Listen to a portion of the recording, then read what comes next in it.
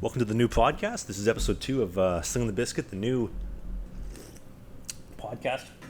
I'm joined again another week by my great co-host, Dave Wheeler, the Winnipeg radio legend. Everybody really last week seemed to love the podcast and like the vibe, like the conversation, everything. So hopefully we can keep it going. For a little friendly reminder, Dave is not going to be a regular. He's just nice enough to fill in. We have a new host coming on next week, but we got some exciting stuff to talk about for this week. I know Dave had a very fun, event-filled weekend, birthdays and everything for the missus. Yeah, so I am here. I got the green light. It's my wife's birthday today on day of recording, so we went out and had a bit of a weekend. Took the kids on a road trip. I got a little burnt in the nose here, so anyone watching on the YouTube can see a little color in my face.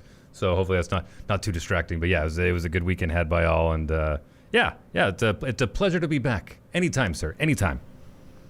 Yeah, it's a privilege to have you on, man. I was telling people, I was getting a lot of messages from different people that were talking about, it's nice to see Wheeler somewhere at it. A lot of people apparently didn't know you were still doing radio, I guess, after your previous employer, and now you're on your new thing. I said, no, Dave's been doing Energy 106 for coming up on, I think, almost 2 years now. That's right, and I was lucky enough, privileged to have him on the podcast. So, yeah, a lot of Fort McMurray, your hometown. A lot of people from there tuning in and whatnot. But, yeah, it's like I said, it's a privilege to have you on. But so you mentioned the missus, she was having a birthday weekend.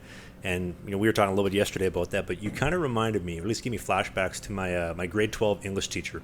His name was Mr. Nguyen. I hope you liked him. Yes. So, Mr. Nguyen, he was a Chinese guy, English teacher, about 5'2", shredded, seriously ripped. Like this guy worked out 5-6 days a week, huge chest, huge shoulders, big hockey fan. And he comes up to me one of the first days of grade 12 English after I had him for grade 10 and 11, and he says to me, Travis, I hate Dallas Aikens. And I said, Mr. Nguyen, I didn't know you were a Flames fan. He said, no, I hate Dallas Aikens because his wife is harder than my wife ever will be. And then it got me thinking, and the snowball kind of spiraled, and I was thinking, a lot of people love or hate Dave. There really is no in between. And you love him because he does a fantastic job, like you heard in last week's podcast, or you don't like him because his wife is harder than yours, and there's no way around it. Listen, I always say once my wife sobers up and gets glasses, I'm in big trouble. But until that day happens, I'm going to reap the benefits of having a wife who is much more attractive than me and has brought my kids' attractiveness level up to where mine is when I was a kid. But it's funny you bring that up as far as the whole Fort Mac crew. And I was reading some of the comments. For people that are just wondering, where's this guy spewing all of this hockey nonsense from? I had a somewhat of a we'll call it a sad story career, and I guess it makes a little more sense why I'm on a hockey podcast talking hockey. I grew up playing minor hockey in Fort McMurray, and then played some AAA out of Fort Saskatchewan.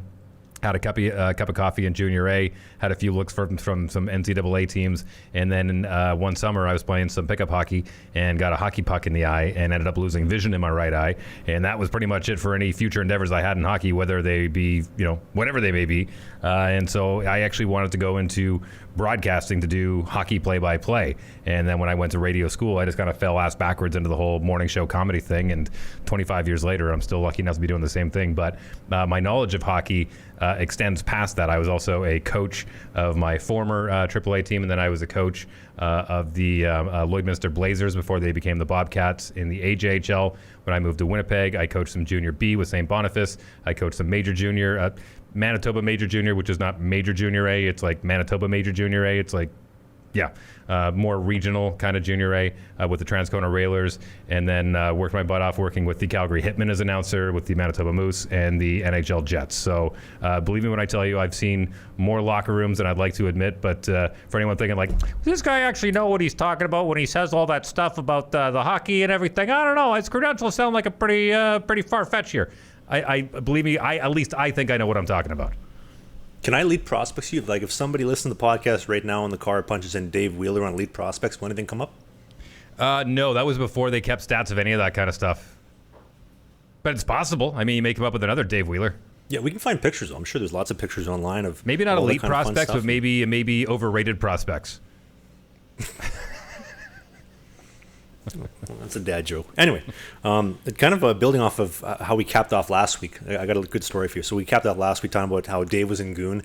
If you ever seen the movie Doug the Thug, Ross the Boss Raid, Dave was the sportscaster in Goon, which they filmed a lot of in Winnipeg. Mm-hmm. And funny enough, the day after, or might have been the day after we recorded, I got a text from the coach in Motor City. He says, "Hey, Trav, Just curious, what number do you want this season? Any number. And I sent him, instead of like a text, I sent him like a meme from Goon of pick 69. It's hilarious. And then I sent him another one that was like, is that number taken, coach? And so he texts me back and he says, all right, 69 it is. And I said, no, in all seriousness, no, 33 or 40 or 30, whatever's good. I don't really care. And he's like, no, 69 it is. You'll wear 69 this season. And then I texted him back and he left me on red, I think. So I think I'm wearing 69 this season. Amazing. Oh my God, you're going to be a fan favorite during warm-up. That's incredible.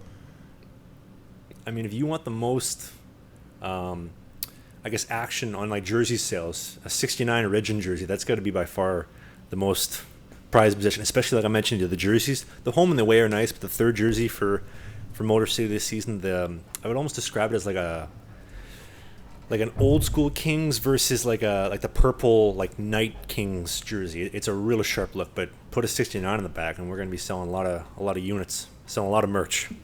Amazing. By the way, did I ever tell you how I landed that role in Goon? It's actually Fort McMurray. Fort McMurray actually got me that role, believe it or not. So we were doing a Manitoba Moose game, and all of a sudden these movie cameras show up, and they're like, oh yeah, there's some directors in town. They want to shoot some B-roll as far as the crowd and whatnot, just when people filing in for some movie that they're shooting. We don't know what it is. And I look over and I recognize the director. His name is Michael Dowse, and I recognize him because he directed Fubar. If you've ever seen Fubar, it is a story about two meathead redneck Albertans who are like, plan B is just to keep on giving her, eh? And so I'm like, hey, you're Michael D. You did Fubar. Like, what are you doing here? He's like, I was shooting a hockey movie called Goon, blah, blah, blah, blah, blah. I was like, hey, listen, man. I said, I know Fubar 2 is coming out right away. And he says, yeah, we're actually going to be doing the premiere here in Winnipeg. And I said, cool. I said, would you like to come on the radio show? And he's like, absolutely. So the next day he's on the radio show. And he says, so I said, what's going on with the guys from Fubar? Like, what are you doing with the sequel? He's like, well, the guys get jobs in Fort McMurray. And I'm like, I grew up in Fort McMurray. And he says, you grew up there? Like, that's your hometown? I was like, yeah. And he's like, you're going to love this movie. You're absolutely going to love this movie. And I said, cool. So we go on with the interview. He's on for about 5-10 minutes. And then when we turn the mics off, I said, hey, man, listen, I said, I don't know where you are in the filming process. I said, but if there's any way I can help out at all, if you need to find people that can skate, I don't know where you are, but I'd love to help out. Big fan. Let me know what I can do. Next day, I get a phone call from their casting agent saying, Michael would like you to come down and audition for the role of the play-by-play announcer, which ended up going to, his name escapes me. He was the original Winnipeg Jets play-by-play guy back in the 80s and 90s. Damn it, I can't remember his name. Anyway, so he ended up getting the role of the play-by-play guy, and they gave me the role of the sportscaster. So there's two scenes in that movie where the guys are sitting down watching TV, and they're watching SportsCenter, or the movie's version of SportsCenter, and I'm like the Dan O'Toole of SportsCenter. And in the second one, because they didn't film it in Winnipeg, James Duthie ended up taking my role, so they actually got an actual TSN announcer to do that role. But anyways, it was all the connection to Fort McMurray that ended up getting me that role in that movie. That's awesome. And I'm assuming you got paid a nice little chunk of change for being in the movie too? Very, very minimal. I mean, I ended up joining the Actors Union after that, so I got bare minimum, but it was good play money, and I got to be in a movie. When I got home that Christmas, my dad had a DVD waiting that he wanted me to sign. It's the only time my father said he's proud of me. So, there's that. I don't know if you would have met him, but so at the time when Goon came out, it was, I believe, 2012 when it went live. And I'm playing AAA at this point in time with the Winnipeg Hawks. I'm 16 years old. And the movie comes out, and we're watching it on a team road trip. And we notice this one guy get beat up by Doug the Thug, and the face looks familiar. But keep in mind, like our team bus, we have like these like little 12-inch TVs, like the small ones you have on like a team bus. And everybody kind of gathers around, and we're like, Coach Mark? And we look down the bus. There's our assistant coach Mark, who had just retired from pro hockey a couple of years earlier. We're like, Mark, was that you? And he's like, boys, that was me. I was playing in the Dub drafted show. Of course they had me in the movie. And he just got his lights punched in by Doug Glatton. I could tell you some things after the podcast, maybe not so G-rated that he'd tell us, but he was he was an amazing coach. One of the most for the boys coaches ever. We were playing one time at Gateway Arena, right? Dave knows where this is. Most people listening probably don't. But again, this is like 10 years ago. Boys were in the locker room. Everything's all quiet before the game. Boom! He just boots open the door. I think he was wearing like Timberlands. He just boots open the door, throws the clipboard. Boys, it's game time. Okay, we're going to play. We're going to win on here. I'm not going to go out here in front of all these beautiful birds upstairs and get embarrassed. All right, let's play hockey. Let's play hockey. Walks out, slams the door, and we're all looking at each other. We're 16 years old, 15, 16. We're like, what just happened? What the hell just happened? Right? What just happened? And we're still figuring out like what a bird is and all that kind of stuff. What? Where are the birds? Kind of ties in nicely. Yeah. Gateway, great arena, by the way. Home of the Gateway Flyers. Yes, I love some of the arenas in Winnipeg that from when I first skated, like 5-10 years old to now, I still step foot in them 20 years later and nothing's changed. The smell is the same. You smell the propane. The mold is still in the ceiling. Some things just never change. It's amazing. It really is.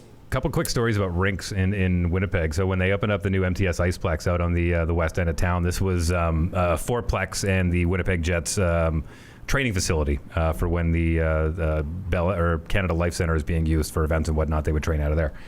When that place first got built, a buddy of mine, Scott Jensen, another guy who I played hockey with, I was like, man, this place is ever nice. He's like, nah, don't like it. And I said, what are you talking about? He's like, got NHL-sized rinks. Dressing rooms are huge, hot water. He goes, nah, it's too new. I like a rink with a little dirt under its fingernails. You walk in, it smells like an old church. I want a rink that has stories in its walls. I was like, that's a really good point, because there are a lot of rinks around Winnipeg that you walk in and it does smell like an old church. But the thing that amazed me the most, when I first flew into Winnipeg in January of 2003, when I got hired to work in Winnipeg, I remember flying over the city, and what amazed me, number one, was the amount of outdoor rinks. So many outdoor rinks, but not only that, how many league games were going on. I didn't realize it at the time, but there are league games in January, February, when it's minus 40, that there's kids outside, outdoor rinks, that are playing league games, like referees, parents, everything, on an outdoor rink. And I wasn't used to that, because in Fort McMurray, we had a couple of outdoor rinks, but that was just for shinny hockey and public skating. If you were playing league hockey, you were playing inside. I never had seen league games being played outside before, especially in that kind of climate. And on the flip side, like for me, like growing up, being born and raised here, and then kind of venturing outwise, I always thought, like in my mind, like I'm 8, 9, 10 years old, I thought, oh, they have outdoor rinks in Vancouver, they have outdoor rinks in Toronto, and minus 30, minus 40, everybody plays outdoor hockey like that. And then you start kind of opening your eyes up to like, it doesn't get below minus 10 here. Well, from what I understand, there are a couple of pro rinks over in Europe. Germany, I know for sure, where they have 3 walls and then the 4th wall is open. I think there's a few NCAA rinks that have the same thing, where it's not fully walled in. So you're away from the elements, but you still get the cold. I'm trying to picture it in my mind here, but not to mention present company, but we have produced some pretty good hockey players over the years coming out of Winnipeg. Yeah, I mean the entire Vegas Golden Knights team is basically like half a team Manitoba. I mean, if you really start breaking down the roster between guys that are born in Manitoba, in the Manitoba-ish area, and or have played for the Brandon Wheat Kings, you basically make up 50%, I think maybe even 70% of the whole Vegas Golden Knight roster, and including guys that they've traded and dealt away in the past couple of years. It's incredible. Kelly McCrimmon has just recruited so many guys. And we got a guy by the name of Mike Babcock who said when a friend of mine it was after a Jets game. He was coaching the Red Wings at the time. This was very early in the Jets 2.0. And he was out eating at the Keg, and a friend of mine was waiting tables at the Keg. And so after dinner, everything paid up. My boy was professional all the way through. And then he said, hey, thanks, guys, for dinner. Really appreciate it. Have a great night. And just one quick question for you, Mr. Babcock. Who's the best player you ever coached? And he kind of giggled, and he says, 100% without a doubt in my mind, Jonathan Toews, because he's a 100% winner. Like, just the guy wins, period. I thought that was a pretty good compliment for a kid coming out of Winnipeg. Yeah, they got the whole. You know what I find funny about that is not to go too kind of off topic, but so Jonathan Toews, he played his entire hockey here at the Dakota Community Center. Actually skated there a couple times recently, and I remember going to like the Stanley Cup parade in 2010. They had a big thing. We're going to rename it Jonathan Toews Arena. It's going to be the Jonathan Toews Community Center, I believe. Mm-hmm. And only I think up until about 2 or 3 years ago did they finally actually rename it. They had like the whole ceremony, but it was still Dakota Community Center, the banners, everything for about 8-9 years, and they finally got around to it. But finally, yeah. Home of the Dakota Lasers. Shout out to the Dakota Lasers. Yes. Speaking of shrines, of arenas and stuff, I actually had a couple things to kind of go off of last week's podcast. So I had a bunch of people reach out, first off, about the whole Windsor border situation, about walking over the border, the red wagon, what we talked about. There were so many nice people that reached out, email, Instagram messages, and comments and whatnot. I said, Trav, you don't need to get arrested for walking over the border with a wagon and like a whole like tow truck and stuff. Like, I'll come pick you up, no problem. I'll pick you up. I'll bring you back over. So if you message me, anybody out there that did anything like that, thank you so much. That was so kind. Why would you so get nice. arrested? I don't know. I don't know. Who knows? I mean, maybe the fact that I have a whole bag full of cameras that I'm walking through the, what's the area? Like when they pull you inside to interview you or like interrogate you or search you, that area, that might be, I don't know. But everybody was so nice about offering to give a ride or come pick me up or whatnot. That was great. Well, listen, I mean, not to get too political, but we've got tens of thousands of people walking over the U.S.-Mexico border on a daily basis. I mean, why would you get arrested? You raise a very valid point. But, to say you're an asylum seeker, although if you say you're an asylum seeker, you wouldn't be allowed back in Canada. But I mean, let's put it this way: if we're talking end of September, and I walked across the border, and you saw me in the news getting cuffed, and in the background you see my red wagon, my suitcase, and my hockey bag and everything, would you be surprised? Great content. I wouldn't. Well, it would be great, but once I get out of the clink, and then I also got to get my cameras back, and then it's going to be a whole process. But yeah, Dude, it would be. Did nobody tell you you're going to play in the Federal League? That is great cred going into that league. Yeah, Trav missed training camp. Why he got arrested? Yeah, this guy's hardcore. Sounds like the Fed to me. Actually, on that topic, so we talked last week about paychecks and how like the money's going to end up getting to me, and like we said, 125 US a week is what I'm going to be getting for my first paycheck. And I had somebody from the league actually reach out to me. They listened to the podcast and they said, "Hey, wanted to let you know, there's been some things in the media lately talking about guys getting paid late, or I guess getting paychecks later than what they would like. And apparently the process that the league has set up is so they sign me to $125 a week. Coach, GM, whoever's stroking the checks, writes all that information, sends it off to the league. The league gets it. The league cuts a check on behalf of the team, sends it back to the team, and the team gives me a check in person. The processing time, I don't know, but that is how I'm going to be getting paid. I'll be cashing checks. Okay, hang on. Walk me through that again. Walk me through that process again. So my contract will be 125 US a week. So coach, GM, whoever sends stuff into the league is going to write, "Hey, we are paying Travis $125 for this week." I'm assuming it's going to be for the month. So we owe him 600, or is it 600? Or 525 US for the month. Please cut the check. They send the paperwork off to the league. The league writes a check. Hey, the Federal Prospects League would like to write a check on behalf of the Motor City Rockers to Travis Ridgen for $525 US, cashed as of this date. They send it back to the team. The team then gives me the check in person, and then I can do with it as I please to cash it or whatever I want to do with it. So you're getting paid monthly then? I would assume. I didn't actually clarify with the monthly or weekly thing. They just said that's how the checks go to. I would assume it's monthly because I don't think they're going to give me a check every single week. Maybe they will. I don't know. We're gonna, like I said last week, we're gonna find out as we go, and it's gonna be eventful. Man, well, listen, I've heard some horror stories, not only in that league but in numerous leagues. I mean, even in junior. I mean, there's a guy Bucci. He used to own the Trail Smoke Eaters out in the BCJ, and players were camping out in his front yard because they didn't get their checks at the end of the season. I've heard stories about guys going into their teams in Russia, going and saying, "Hey, I didn't get paid for like the last 2 months." They're like, "Sure, no problem." And they hand over a big bag of money, and it's like, wow, it's like all cash like you'd see in the movies, the band around them and everything. And you're walking out with this leather bag and like bowling bag, and you walk out and then you get rolled by two of his goons, and you don't see it. They're like, "Oh, I don't know what happened. Oh, shame on you. You get robbed. That's too bad. No, all our money gone now. Too bad." And meanwhile, it's going right back into his pocket. So. I'll be honest with you, man. Good luck. I mean, on the other hand, though, it's only 125 a week. It's not like 5,000, 6,000. I mean, I'm just picturing, as you mentioned, the coach telling you, "Oh, it's unfortunate you get robbed," as the bag of money is like right on his desk behind you with his, like with your name on it. And the two goons that just beat the crap out of you going, "Yeah, we do not see anybody. I don't know. We will keep our eye out. We will make sure we look out for who these two are. Can you describe them?" "Yeah, they look like you two." "With their names Oleg? I don't know." Actually, now that you mention it, that family picture you got on your desk, those two guys you're posing with, they actually kind of look like that. That's them. Yeah, perfect. Yeah, that's Oleg and Oleg. I think those are the guys. Yeah. Well, listen, man, like I said, I hope it works out, and make sure those checks are certified. Get those things certified as soon as they get into your hand.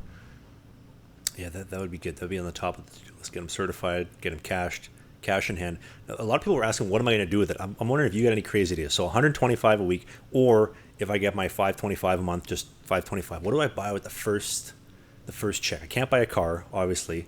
Can barely buy gas with that, with the way gas is going up. Groceries, cool. I'm trying to think of other cool things I could buy. Maybe like a like a Switch or like a PlayStation, something for the fellas. I don't know. Well, listen, I'll tell you, popular videos that are going around viral online right now on YouTube is guys that are going around to some of the homeless community and saying, hey, listen, I need to buy a birthday card for my mom. Do you have an extra $1 on you? And if they cough up the $1, say, hey, you know what? Keep the $1. I don't need the $1. Here's $125 for you for being so nice. Thank you so much for helping me. Things like that are going viral. I mean, that would be really, really cool. I've seen a lot of those. I've seen a lot of the fake guys getting busted for that. You know, it'd be a good title. What I did with my first pro hockey paycheck. And then the opening clip will just be me giving somebody $525 cash.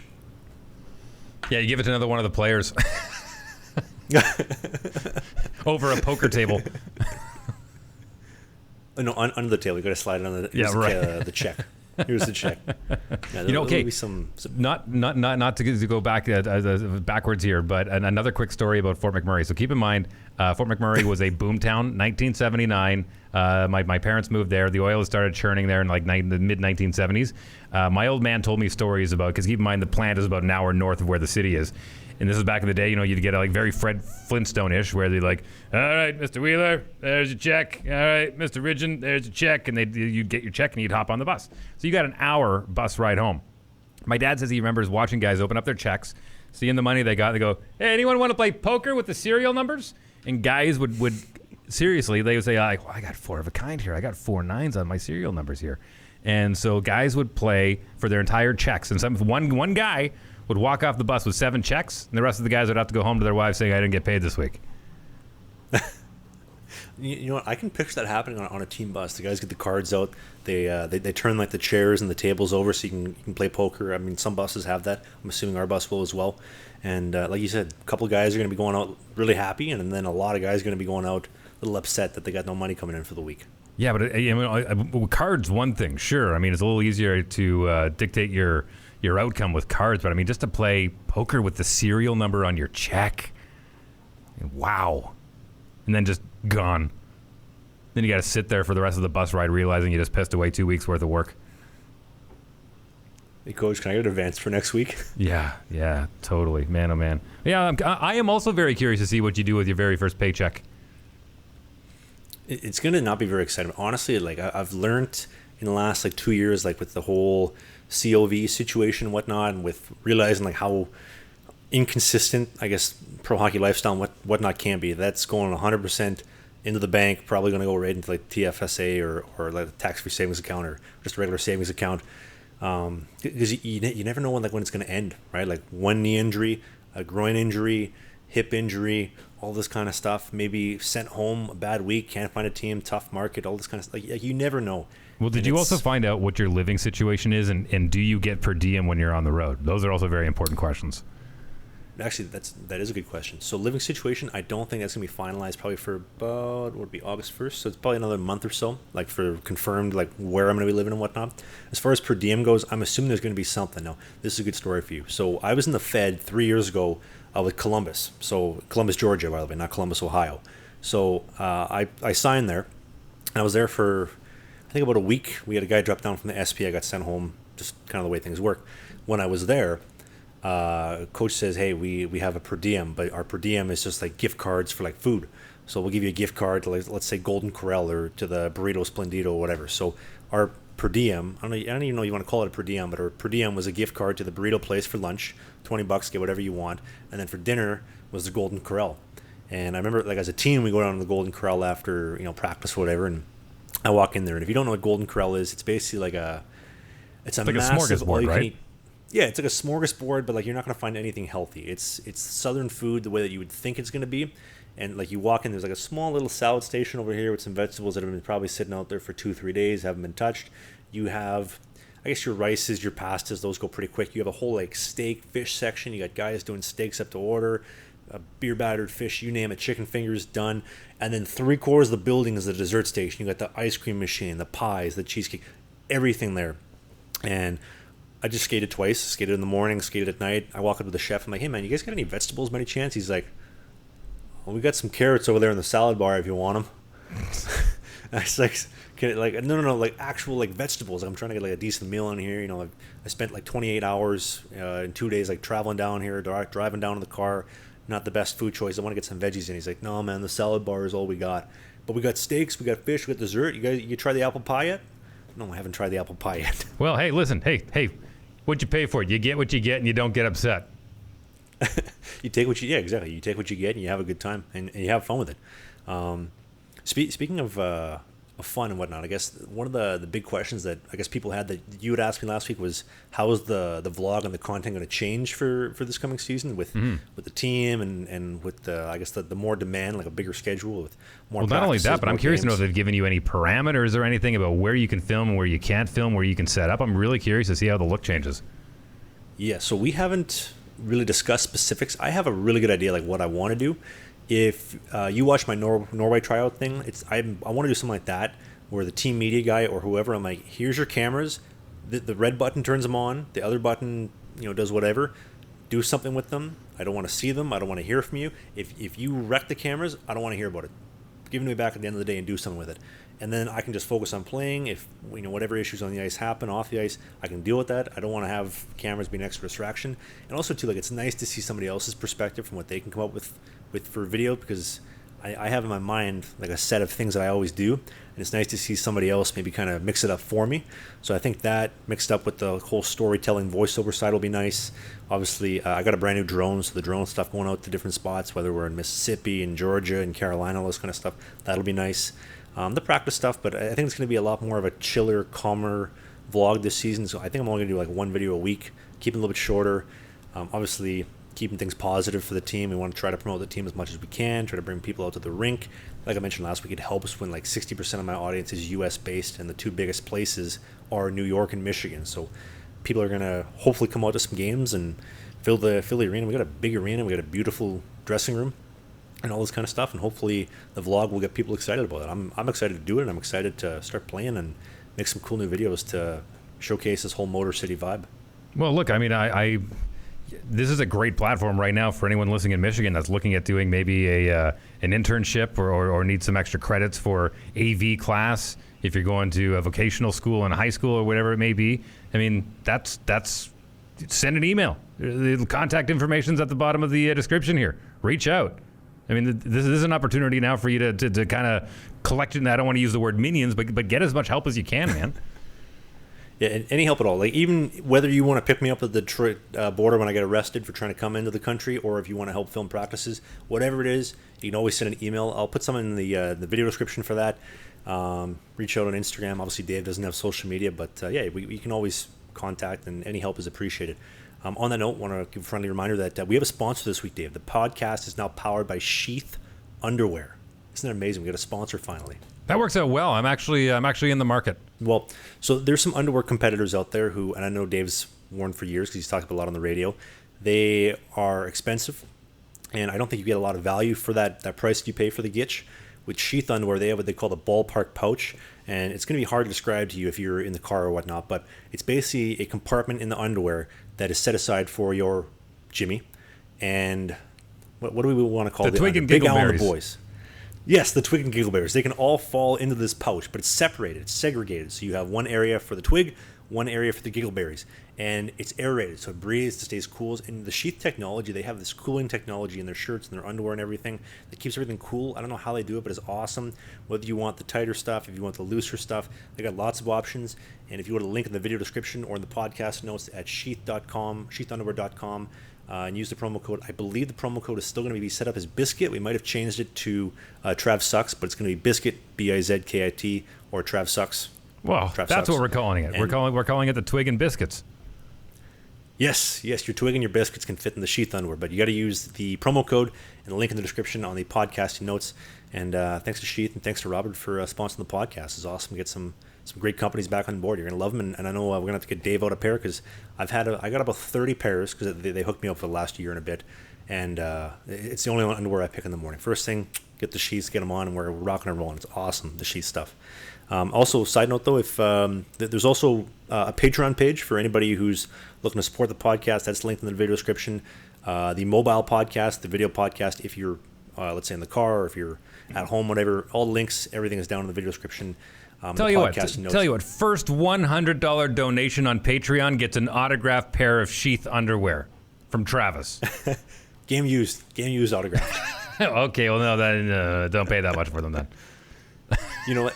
So Gene Simmons used to. I think actually I heard the story from you on the radio. So Gene Simmons had the Kiss casket, and he would sell the Kiss casket, and for I think $5,000, and it was a legit casket where like Grandpa Joe can get in there. You can bury him in the Kiss casket, and they have like memorabilia and everything like drawn on the casket of Kiss. But for an extra $500, Gene Simmons will come down and get in there and take a picture with Grandpa Joe when he's dead.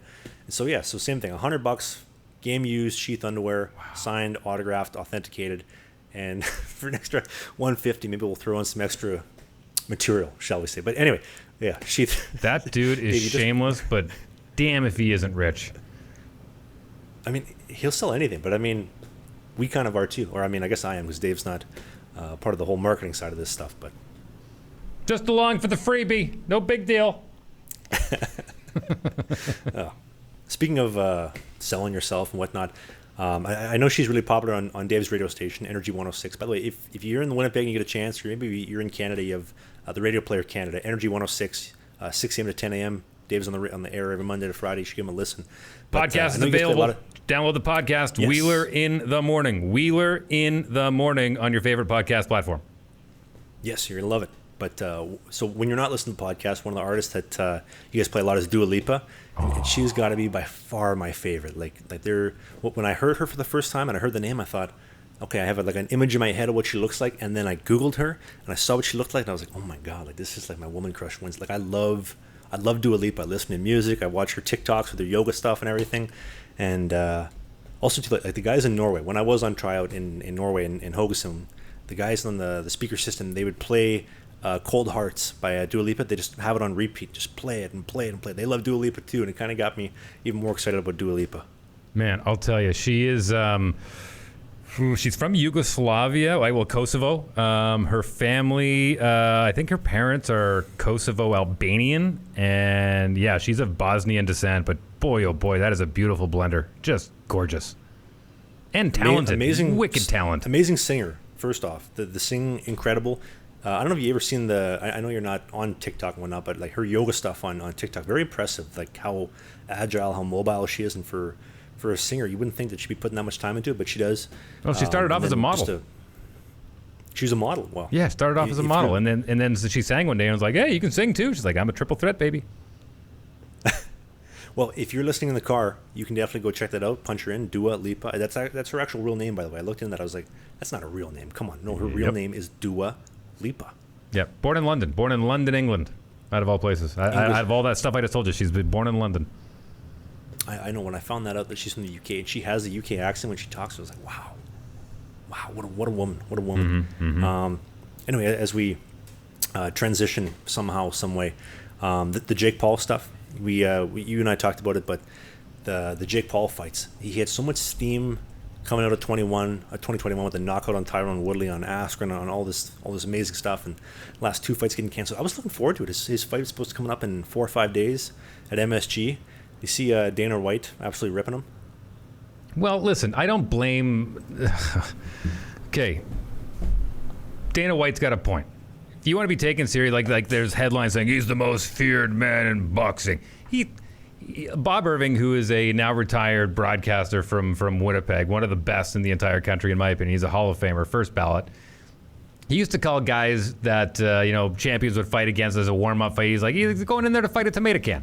I mean, he's just going to punch the crap out of this thing. And that's all Jake's been fighting is tomato cans. It's like, oh, you fight some pretty big names. Yeah, after their prime. If you want to be seriously considered a fighter, then you got to work your way up the ranks. Go fight some up-and-comers. Go fight some names of people who are ranked in the WBC and the WBA. You got to climb.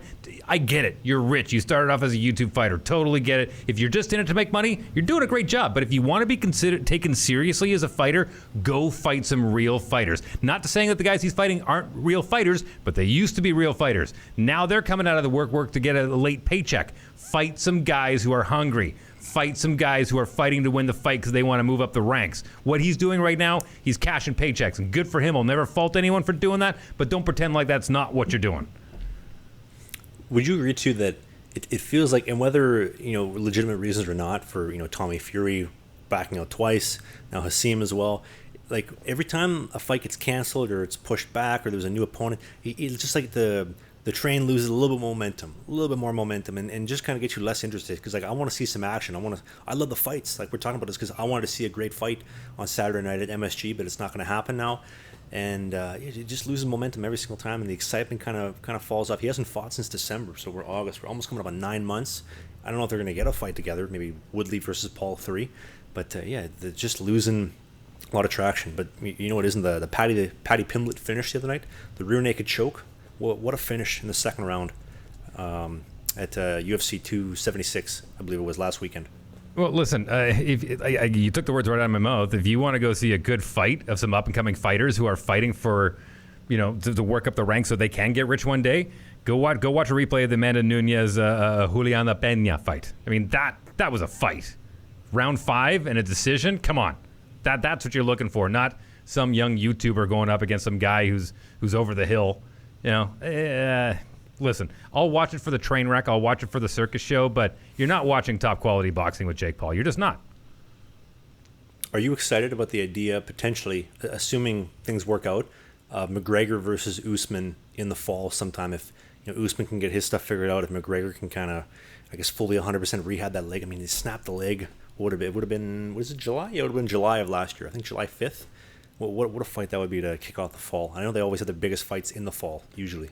Listen, I've been a Conor McGregor fan from when he first came into MMA. I loved him because he was smart. Like, he is not too dissimilar from you, as a matter of fact.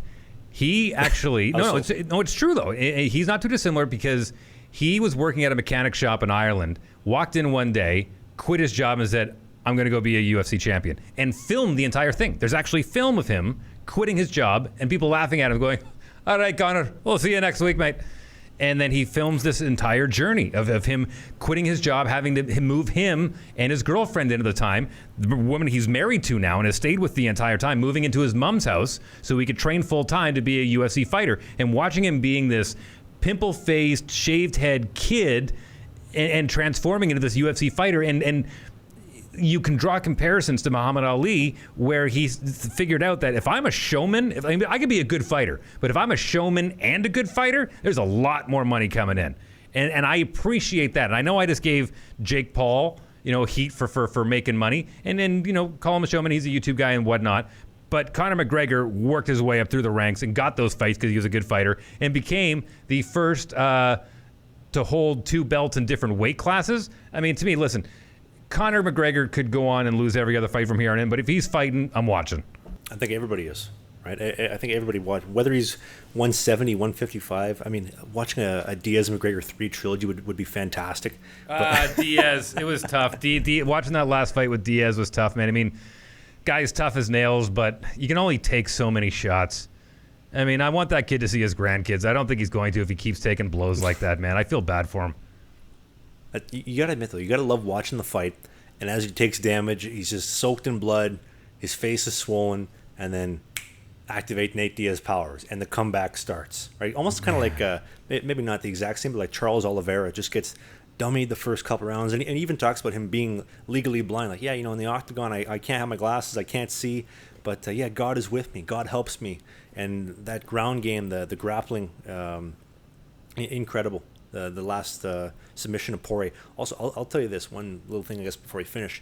So I was doing jiu-jitsu all summer, and just like the respect that I have for like some of the guys in the studio. Like we have 2 masters. We have Master Brennan and Master Daniel. Daniel's about my size, 250, 260, sheer muscle, huge, just a shredded black belt. And then you have Brennan, who's about, I'd say probably 5'5", 5'6", small guy, maybe 150 pounds. But even when he uses me for demos or he's trying to teach me stuff, I can't move the guy. His foundation is just so strong and he's so intelligent.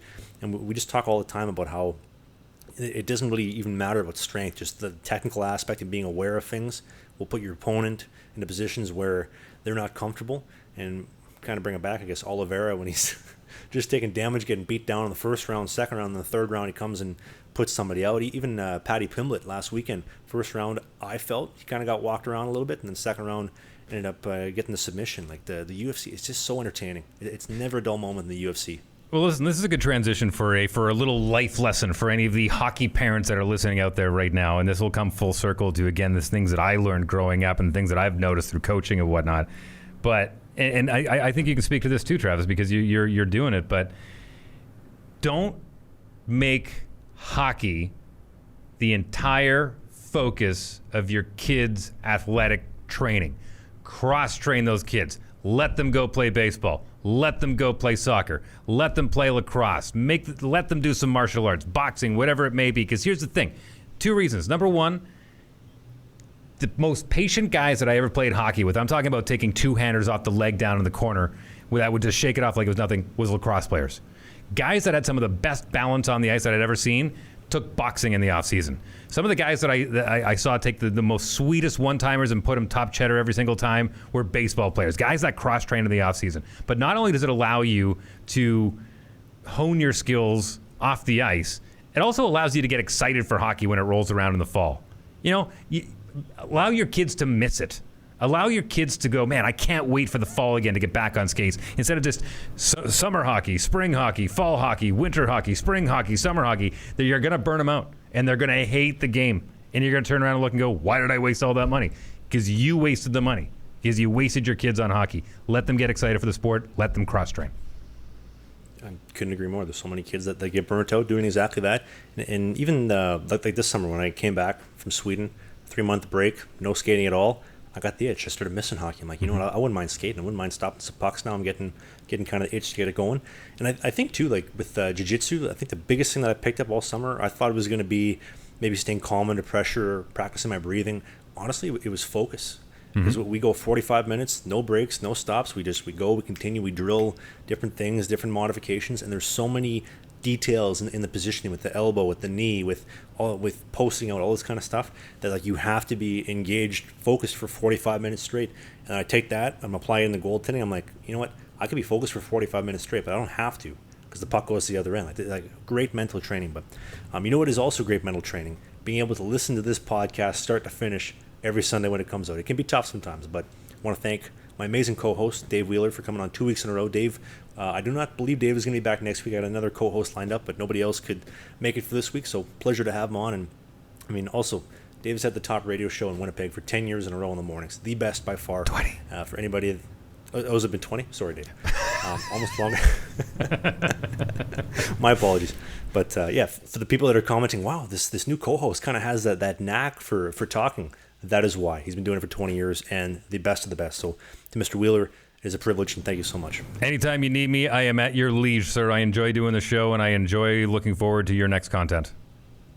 Absolutely. And if enough people pick up some Sheath Underwear with the code in the video description or become channel members with the Patreon or the YouTube channel members link, maybe we can get Dave paid. We can get Dave a couple bucks and have him on a full-time basis. Everybody, thank you so much for watching.